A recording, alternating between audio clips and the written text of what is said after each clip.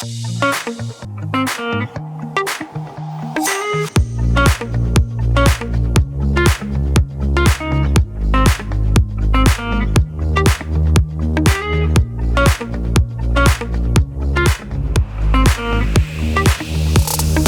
everybody, and welcome back. This is the Price to Sell podcast. I'm your host, Matthew Campoli, and today we have another really exciting, very exciting guest. Really? That exciting? Very exciting guest. The most exciting, actually. That's awesome. That's awesome. We have Mr. Marc Salerno. Thank you for having me here today, Matt. I know we've been trying to coordinate this for quite some time, but I'm happy to be here. Like team going through all these emails. Yeah, we're finally here. We're here. So we're here. Guys, That's you got him. matters. He's not leaving. All that matters. We're here. He's not leaving. Well, thank you so much for coming. Thanks, man. Appreciate it. And I know a lot of people are going to be excited about this one. Have you spoken on a Toronto real estate podcast or anything like recently? No, Matt, to be honest, I don't do too many podcasts. Yeah, right? I was going to say. I think I feel like you would, but I'm trying to think. One of the last real podcasts I was on was with Stefan Arano. And it was he passed away during COVID, and I think it was 2017. Wow! So it was a while ago. It's been a few, right? Well, I'm honored. Well, thank you for having me. Have all the updates. We've known each other for probably a handful of years now, and I love what you're doing here. So I said, let's do it. Let's make it happen. Love it, man. It's gonna be a banger. Yeah. Okay, so for those that don't know you, let's just get into a brief intro. Who Marc is? How long you've been in the business? Okay. I've been in the business. Well, my name is Marc Salerno. I've been in the business since 2006, August. So, 16 years now, I think? If my math is okay. Don't ask me. 16 plus years. Real estate's been in my blood forever. My dad was in the business from the early, mid-60s. And I got in at 20 years old. It was something I always wanted to do. And happy I've done it. And I'm here still, surviving in this business. It's been very good to me. So I love what I do. I don't feel like I work. It's just one of the best things that could have ever happened in my life, to be honest. Yes, that's the best feeling. Yeah, absolutely. I can resonate with that. Absolutely. And you're the broker owner of Salerno Real Estate? Yeah, I'm the broker of record and broker owner of Salerno Realty Inc. We changed the name over to 2019. We changed it back. Okay. So basically the company was Salerno Real Estate in 1970. My dad changed it to Euromart Realty in 1980. When I took over the company in 2009, it was still Euromart Realty, and I was juggling because, we're a small company. I don't have many people at it. And I was having two websites, Salerno Real Estate, Euromart Realty. I said, one day, let's go back to what it was. Make it simple. Everybody knows it as Salerno anyway. So we dropped the Euromart, went back to Salerno Realty Inc. in 2019, and that was probably the best decision I ever made as an owner to date, for sure. Yeah, it's got that flow. It's easy. It flows. The name is nice. And it's just easy. It's a clean look. People always used to say, it is. Not that there was anything bad with Euromart, but people used to wonder, Euromart. And actually what people used to say to me, and I didn't think about it till the end, was Euromart. They're sounds like Walmart. Is it cheapening the brand? Yes, right? true. We do a lot of luxury stuff too, so I never thought of it like that. And switched it over, and it was a good decision. Yeah. Absolutely. I agree. It's a super good look, super high end. It fits everything you do. So thank you. You guys rock it. So I want to get into, you are one of the pioneers of social media. Cool. I like that. You like that? Cool. Yeah. We've been doing it for a while. I'm going to confidently say that. Okay. I like that. Because especially with real estate. Well, real estate really. Yeah. Because when I got into the business, you were just banging out content. Yeah. Big inspiration. Thank you. And not many people were doing it at the time. So I feel like you got into the space where there was so much opportunity, and you just took it by the horns. It's what gave you that initiative to just get in front of the camera like that and just start pumping it out? The funny thing, Matt, when I started doing a little bit more hardcore, 2016, 2017, I started believing in the whole social media thing way before that. 2000, I think I'd go back to maybe 2007, 2008, Facebook. Okay. So imagine at the time, Facebook came around in 2006, or at least that's when we jumped into it. I got into real estate, again, I was telling you, 20 years old. So what did we do on the weekends back in the day? Everyone would go out to clubs, go out partying. You'd post an album, right, of what you did on the weekend. Yes. I started posting real estate albums. And people were like, why are you posting houses? And I'm like, I don't know. Why not? It's free. Yeah. So I got one of my first leads through Facebook posting albums. So I continuously started with that. Then got married 2013, had a personal account that was with, because Instagram, that's when I started about 2013. It was personal and real estate. Once I had a kid, my wife's like, Mark, I don't want you posting our child and, being public. So I said, okay, I'm going to start a real estate account. Did it and just started seeing that video was the way to go. So I started transitioning into the whole video scene, and people used to like shit on me, man. Like when I started doing that at the beginning, other realtors would say, why is he posting stuff? Like, because people say, he's doing videos. It's nice, right? But the older realtors would be like, social media is a joke. It's only kids doing it. That's not going to help him sell houses. And they would literally say that about me at listing presentations. And that's what like the owners would tell me. And I was interesting. Like, okay, cool. Fast forward 2022, everyone from 15 years old to 80 years old is now on TikTok. Yeah. Right? Yeah. So it was a great start to get in there early because it kind of separated us from most, in the industry. And it helped us out a lot, for sure. Yeah, and it helped you blow up. It did. It right? helped. And because you took that... You took the opportunity where the lack of competition at the time. Yeah, it was a very niche. You became that name. Yeah, it was niche. And you just ran with it. Yeah, for sure. So it helped. It did help, man. It helped a lot. Yeah, and usually when you get that resistance, it's like that's the path you got to go on. Yeah, that's why I said forget it. I just got to keep doing it. And I enjoyed it, Matt. That was the other thing too. And like, it took a lot more time, right? Like, how it is. If you, rather than just sending a photographer out, hey, wait for your photos, you're going there, you're at the shoot, shooting multiple videos. You're sometimes there 4 or 5 hours at a house, right? So it takes time, but well worth it. Well worth it. At least my next question is, how did you find the time to stay so consistent? Because you were like, and you still are. You are consistent. You are pumping out content, So Matt, like the one thing that's different, I guess, from what I did just from the beginning, when I took over the company, I was 24 years old, right? So I was handling every aspect of the business. So I was used to that. Like we're talking, when I first in 09, man, was booking my own appointments, like writing them down in the sheet. I didn't have an office. I was booking them in for me. So like I always did the grinding work. So same thing with social media, it was a full-time job. We're talking 5-6 hours a day on Instagram, doing all that stuff to the point like I'm going out to dinner with my wife and Mark, no phone at the table when we go to dinner. I'm like, hang on, I gotta get this post up. Yeah. So it really took a big commitment, and a lot of people look at the success and be like, oh, it's going on social media and posting stuff, but it's a full-time job to the point where 3 years ago only, I kind of started expanding with the team, and I brought in someone who helps me now 5 days a week, 40 hours a week to do social media related posts. But saying that, I still run my own account. So Salerno Real Estate, I am the only person who controls that. That's my baby. And I just don't want to delegate that, because the problem is it takes away from the personal aspect of it, right? Like it's me. So I want that to resonate with people. Yeah. I'm very similar. Yeah, you have to. Yeah. People are like, are you the one commenting? I'm like, yes. Yes. Because that's I have a personality. Yeah, absolutely. Unique. You have a unique personality. And that's what people like, You say certain right? lingo. I say certain lingo. Yeah, they're going to know if it's you or if it's not you. Yeah, exactly. Yeah. I don't want to be that guy commenting saying, awesome, fantastic. Well, the problem, like, when you talk about, because there's so many beautiful things about social media. Yeah. There's a lot of garbage. There's a lot of garbage. Let's talk about the garbage.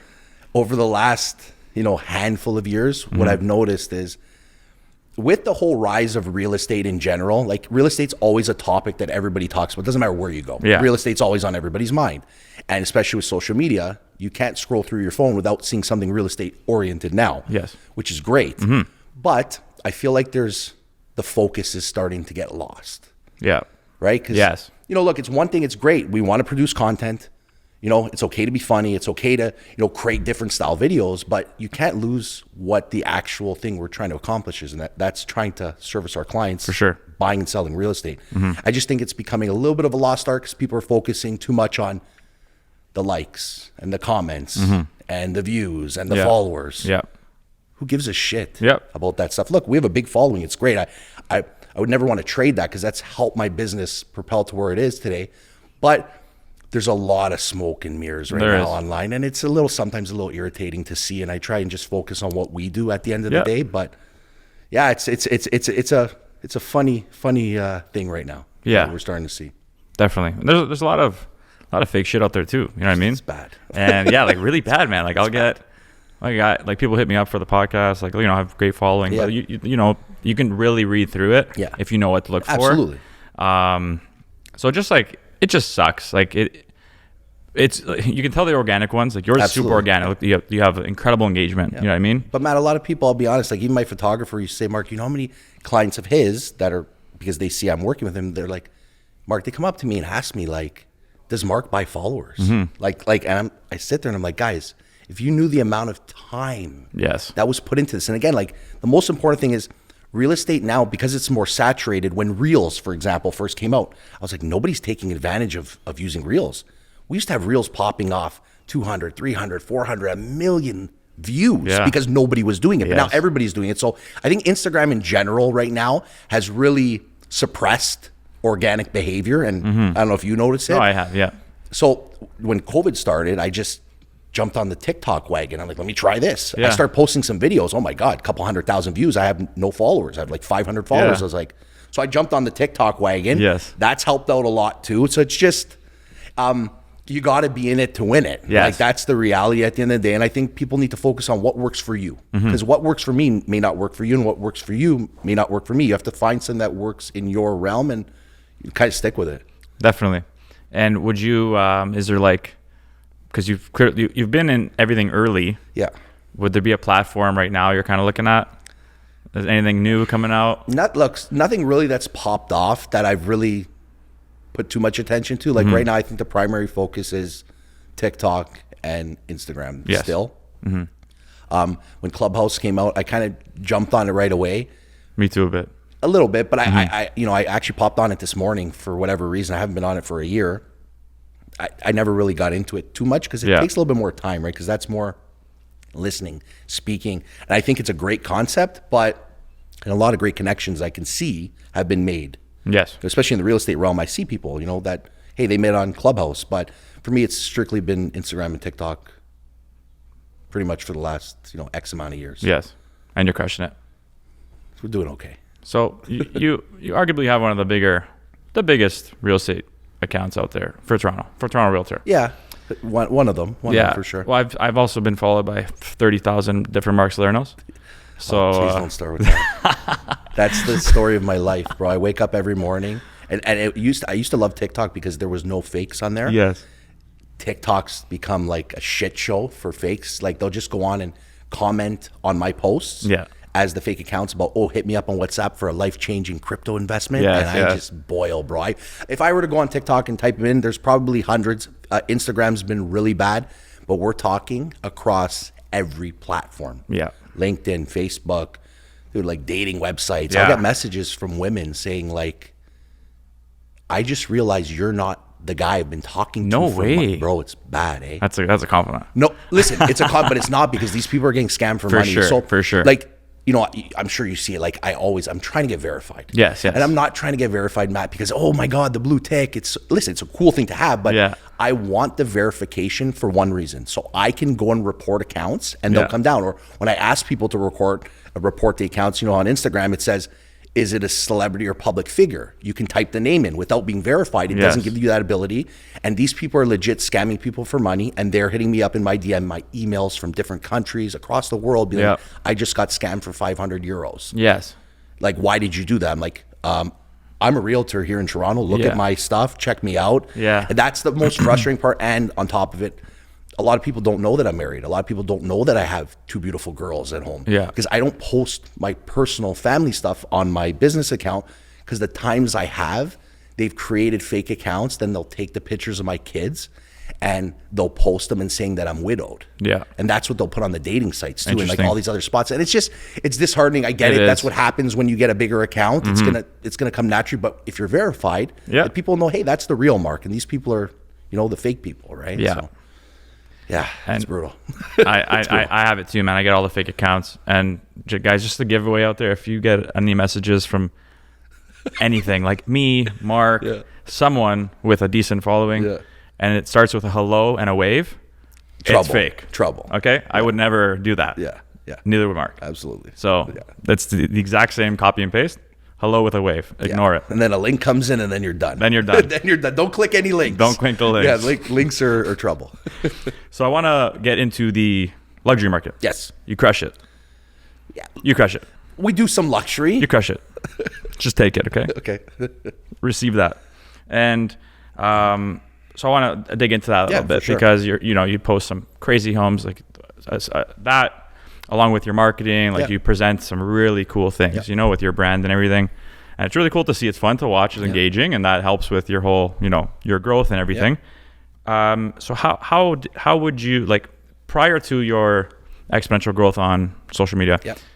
Were you already in the luxury market, or did that help you kind of get into it? We were tapped into it. I don't think as much now, and in different areas, because that's the thing. Like, the social media has allowed us to sell in 18 to 20 different cities every year. Like, but we've kind of. I think my first ever luxury home I sold, I won't forget, it was $1 million house when $1 million was like $1 million bucks, and this was 2009.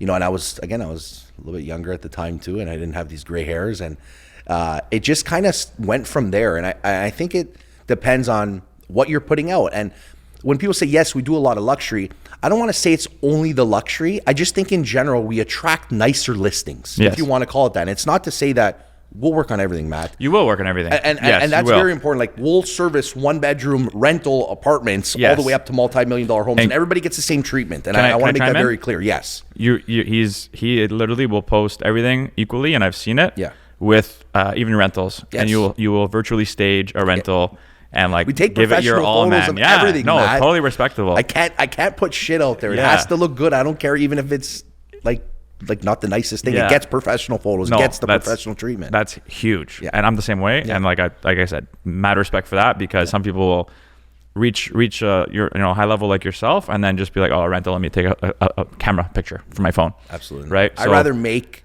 no money and put out a proper product because it resonates with what we do, than put out garbage and people comment and saying, did you see Salerno put out that shit box and he took photos? And look, our phones take great photos. Yeah. Could save the $250, but take a professional photo. Yeah. Done. Yeah, I love that you do that. Yeah, for sure. But where were we? Luxury. So yes, now that you've tapped into it, you had that $1 million listing.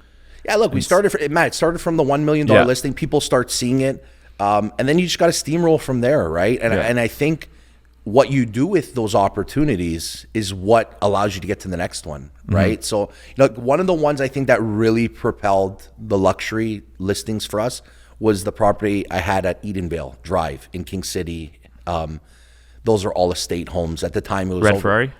No, the white Aventador. Okay. So for that one, that was 2017. It was a $6+ million listing. Shout out to one of the lawyers I use, Lathan. He hooked me up with a white Aventador. I was like, oh my God, this is sick. He dropped it off at the house, got to drive it in the video. Yeah. And like that was one of the first. It was a grind, I had 63 showings at that house to get it sold. It took me about 1.5 years to get done. Finally got it done. And it was a big sale for me at the time. I think that really was the one that kind of pushed me into a different level of attracting new buyers. But we also had that listing kind of spread like wildfire online, right? Yes. And that's a big thing. You got to remember, being one of the first, or I hate saying one of the first because I don't want to sound like that guy, but like being one of the first people to like get into the whole realm of the real estate in social media. We had the large accounts, the Inspire Me Home Decors, and these larger accounts reposting our stuff. So that helped a lot too, because people would see that, oh wow, my listing got posted on an account with 5-6 million followers. So it was just kind of a steamroll effect from that moment. Yeah. But I'm going to say something, because I like to service everything, and I talk a lot, Matt. Sorry. No, please do. I talk a lot, okay?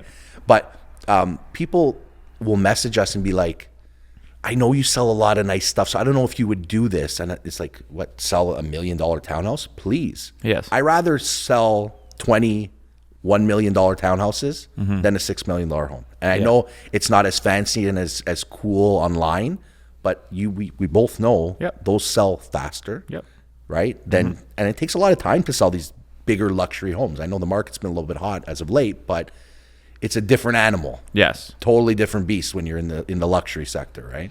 And with that different beast, is it because of what defines that different beast? Is it the client? Is it their mentality?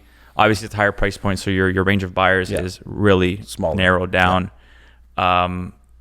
What kind of extra work or different steps are taken? Being at every showing.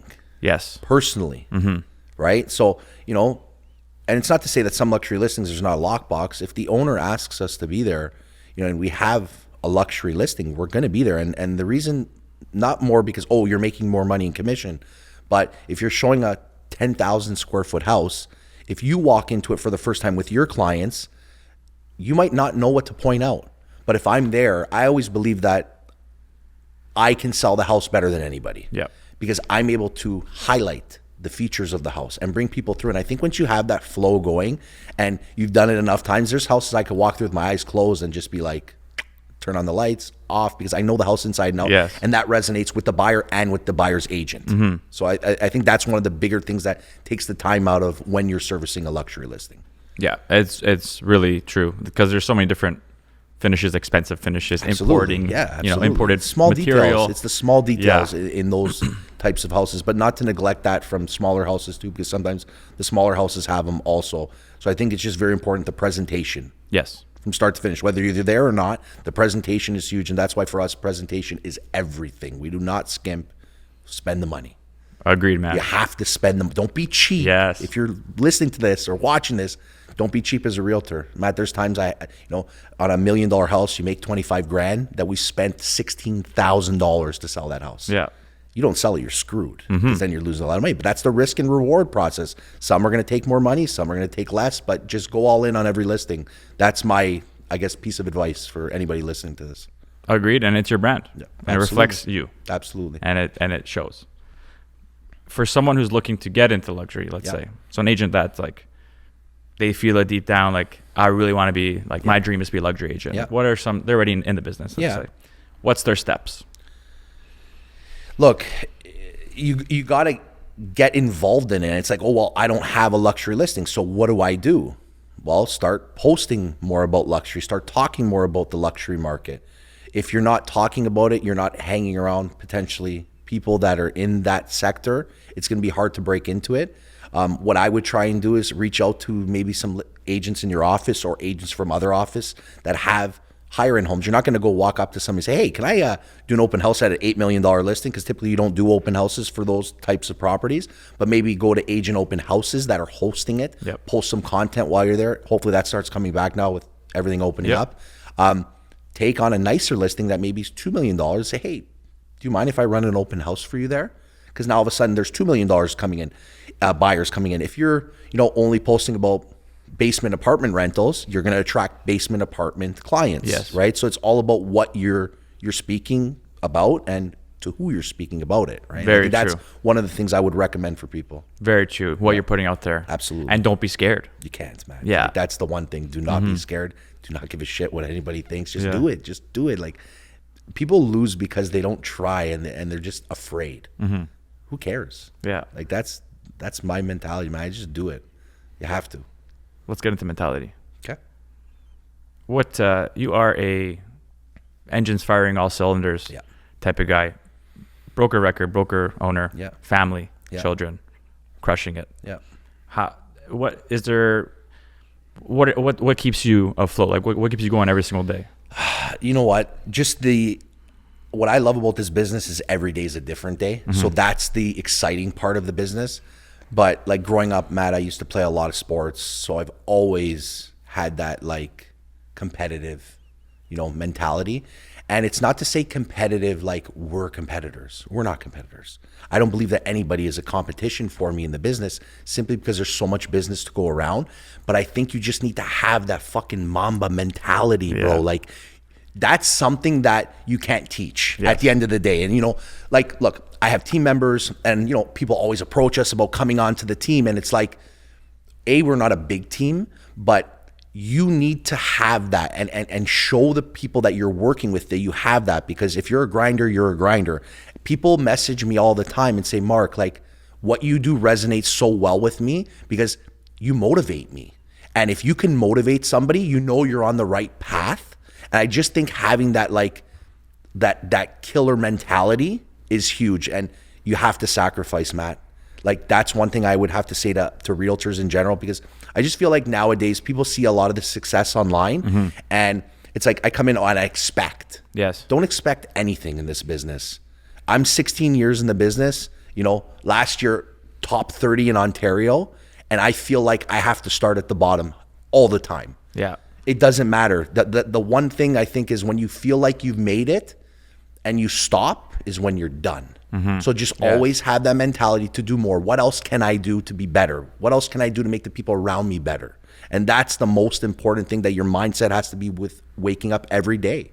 Yeah. Matt, there's been a lot of sacrifice in this business, bro. Time.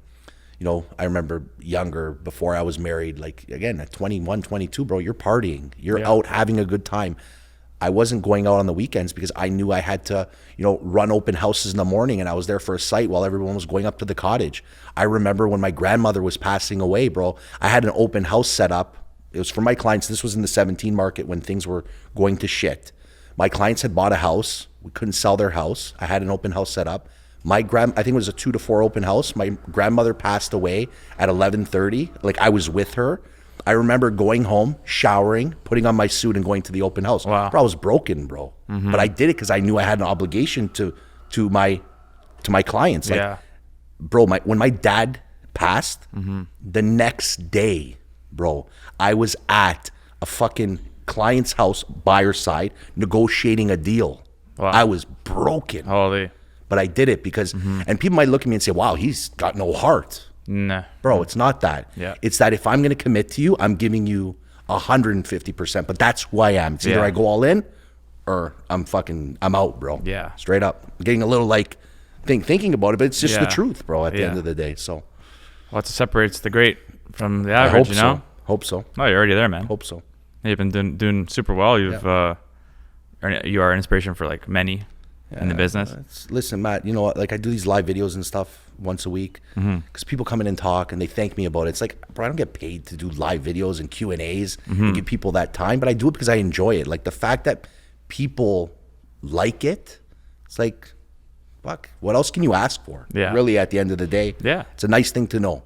Yeah. At least that's how I feel. Well, you found what fulfills you. Yeah. And that's Absolutely. at the end of the day for any human. Yeah. It's not the superficial things. It's not the money, the monetary, the shiny objects. It's that fulfillment. When you speak about that, like, people always ask, like, you know, money's part of what we do, anything in life. You work, you get paid for it. And I've said this before, and it kind of makes me seem like a goof when I say it, but there was probably a point in my career, 5-6 years in a row, where I didn't look and see how much I made at the end of the year. And that sounds really stupid as a business person. I'll be honest. What do you mean? You don't know what you made by the end of the year? No, because I don't focus on the money, Matt. From day one, I never focused on the money because I always said to myself, if I do a good job, I'll get paid for it. As long as I can put food on the table, buy things in life that I want, and I'm able to achieve that, I'm not going to look, oh, that deal's worth 28, that's worth 42, that's worth 10. Fuck it. It's going to come. As long as you're working and you're working hard and you're, you know, getting the job done, but do not focus on the money. People lose that mentality. New agents, oh, I want to make X. Yes, set goals. Yeah. Absolutely. Because if you don't set goals, there's nothing to look forward to, but don't focus on money. Yeah. There's some agents where, like, all they talk about is the money, and it's sickening. Yeah. It's sickening. Yeah. And again, just don't focus on money. Yeah. That's the secret. That's secret sauce. That is called an abundant money mindset. Is it? Okay. Because there are people who are stressed out there. Yeah. So let's say people, you know, they look at their debt every day. They look at their bank account like, shit, and I have all these payments coming out. Yeah. They're constantly putting themselves in like a lower vibrational state where it's like I'm focusing on the negatives about money in my life. Yeah. And they're only going to attract that. I'm similar to you where I don't look at anything either. You can't, bro. I don't. You can't. And I actually hate when I get like a year to date, like, fuck, now I know where I'm at. I hate that because I have that mentality where like I've already surrendered to the fact that I'm going to do well. And because it's a byproduct of me helping people, putting myself out there. Yeah. Like I have so much belief in myself that's not a concern for me. I just know I'm gonna make it. I know I'm gonna do big things. And Matt, I've noticed just even in the last couple of years of, like, you know, following you and like knowing you, seeing how you've taken it to a new gear. I'll be honest, like from the outside. So I want you to understand that. I see it. Like, you're doing well, and again, like, you're just doing things the way you want to do it, right? And I guess it's working. Yeah. So keep doing it, bro. It'll continue to get better. Put it that way. Yeah. I believe that. And Absolutely. I know it will. Absolutely. So like, it doesn't, you know, it's not, There's no negative effect with that associated with me. So it's like, it's fun. Yeah, absolutely. It's exciting. Absolutely. I love it. Okay. So we're going to get to the end now. Let's do it. This has been good, though. I have some questions from Instagram, from the fans. Cool. Is this the one from this morning? Yes. Okay. Cool. I have a question myself first, though. Okay. When are you going to sell Drake's house? Drizzy. Bro, I'm probably one of the biggest supporters of OVO. Like, I think I own every piece. Yeah. That would be nice one day. Like, that'd be cool. So, Drake, if you ever need to sell your house, you know what to do. Hit me up. You can find me pretty easily. That'd be cool. He will.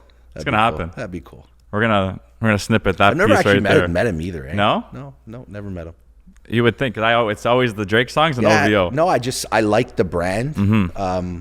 I'm good friends with his trainer, with Rocks, solid, super guy. But I've never met Drake. It's not really one of those things like I could have said, hey, why don't you introduce me, bro? If it happens, it happens. Exactly. It is what it is at the end of the day. Exactly. It's cool, man. I just love the fact that he's from Toronto and he represents our city. That's one of the biggest reasons why I like him. Obviously, his music's incredible, but yeah, exactly. Okay, so here's some questions. Let's go. From Michaela, advice for new agents. New agents, I say the same thing to them all the time. If you're brand spanking new, try and get around maybe some of the seasoned people in your office, and maybe not even seasoned, but the successful agents, hang around them. Again, don't look for the money aspect of it. See what you can do to add value to them. Because I'll tell you, if you can go in there and help an agent with maybe some of the stuff that, they're busy to do, and open houses, open house signs, running CMAs, just certain things to add value to them, they'll probably throw you a bone here and there. Hey, why don't you jump on this listing? I love what you've done for me. And that's the process of doing things without anything expected in return, because I think the value of even being able to go on a listing appointment with a seasoned agent, even if you don't open your mouth the entire time, you just sit there and see how they speak to clients or listen to them on a phone call. That stuff is better than the money, because you're gaining experience that you would normally not get as a new agent because you don't have the opportunity. So put yourself around opportunities is what I would answer to that. Beautiful. And that I got a lot of new agent questions. So for anyone who asked new agent questions, you pretty much hit all the points there. What would you say percentage-wise, if you even know, but like what percentage of business comes, this is another question. What percentage of business or leads comes directly from social media? A shit ton. And it's like a lot, man. That's a high percentage. Yeah, like a shit ton. No, I would like to think it's 80+%. And it's not necessarily like, is it directly coming from someone hitting me in my DM? But like the conversation always starts, I always see you on my Explore page, or I've been watching what you're doing on Instagram. Mm-hmm. Or look, obviously a lot of it's referral based too that we get, that we've done good work for other people. Man, I don't cold call. I don't send flyers. I don't do any of that stuff. Yeah. So like I have to say a majority of it is from social media. And I'm going to tell one quick story. I know time's running out. No, tell it. A quick story. Yeah. TikTok. I was doing a live last summer. During the live, I look at my phone, I get a page that says, call so-and-so RE TikTok. I'm like, TikTok live. I'm like, okay. Get off the phone, call the person. They're like, hey, Mark, my son, who's 9, follows you on TikTok and said, hey, Mom, you got to look at this guy. Great. Can you sell my mom and dad's house? Sure. Where's the house? It's in Richmond Hill. I'm like, okay, we don't do a crazy ton of business in Richmond Hill. Fine. Long story short, that TikTok live, which I probably had 15, 20 people in, converted a $2.1 million sale, and they purchased a home with us in Aurora for $1.5 million. Wow. So if you're asking me where the business comes from, a lot of it comes from social. And again, whether it's indirect or direct, when people see you, it's going to open up doors. Exactly. Do you get hit up on the street sometimes? A lot. Yeah. Figured. I was actually dropping a deposit check off at a house last night, and this girl was walking her dog, and she's like, Marc, Salerno? I'm like, yeah. She's like, oh, my sister told me she saw you in Schaumburg. Her sister works at a gas station. Yeah. This was about a month and a half ago. We were driving out to Innisfil. I stopped in Schaumburg to get gas, and she's like, are you the guy from TikTok? I'm like, yeah. I laughed, bro. I was at the airport when I came back from Miami the other day. And they sent me over to the side part for the COVID, and I was filling out the form manually. He's like, you Salerno real estate from TikTok? I'm like, yeah. So it happens. Yes, It's yes. weird because it's like, bro, I'm a realtor. I'm not a celebrity. Yeah. It's like, but I guess people see you, right? And Yeah. if you're not in the game, you can't win. So get on social, man. Yeah. Straight up. Doesn't matter how many followers you have. I got to get on TikTok. Get on. What are you waiting for? I know. Just get on. You got tons of content from this stuff. I'm going to ask 2 more here. Shoot. Are you scared of technology, No. future technology coming in the space? No. Because probably 15 years ago, realtors were asked the same question. Are you scared of social media? Are you scared of the fact that, regular everyday people have access to information? They have the same information we have now, Matt. Mm-hmm. You can go on websites and check sold prices. Why are they still hiring us? Because we're still a very vital part of the process. Do I think that technology will disrupt the industry? Yes. How long will that take? I don't know. But I don't think we're at the point yet where it's, let me throw on a pair of goggles and buy a house. Yeah. Again, if you have that $8 million house or $4 million house and you have to be present to show it, you're just going to let people off the street into your property without having a realtor present. Mm-hmm. So I think we're still a ways away from that, but eventually, yes. And I think that'll have to do with the whole blockchain and everything like that. Yeah. I'm not scared about the metaverse and stuff like this. Not to say I don't believe in it, but I don't think it'll eliminate us completely. What hopefully it'll do is it will eliminate a big part of the sector right now that's getting into real estate. Yes. Because I think that having X amount of realtors when 80% of them shouldn't have their real estate license because they're actually not qualified enough to be representing people. Yeah. I hope it takes away from that. Yeah. I would agree with that. That I would hope. Yeah. Agreed.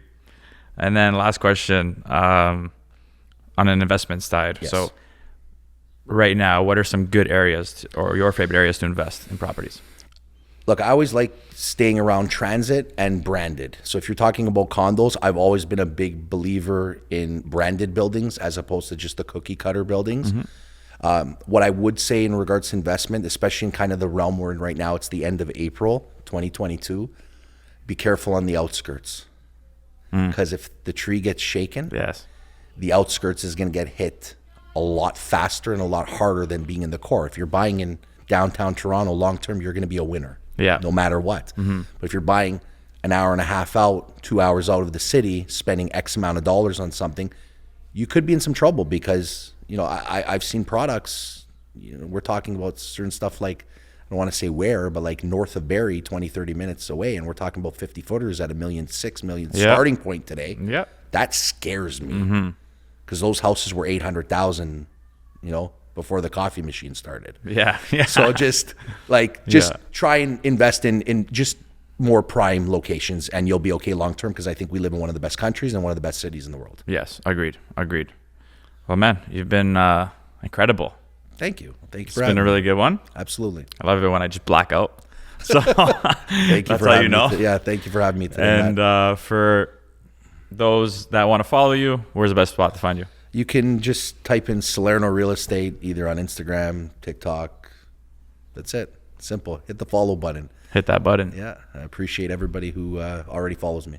So thank you. Amazing. So we're gonna put all your links everywhere, Cool, man. anyways. Appreciate it. And to everyone out there, again, thank you so much for tuning in. You guys are awesome. I love all the support you guys bring, and we're only going to keep bringing you amazing gems like this one. So don't forget to like, subscribe, and share, and we'll see you in the next one.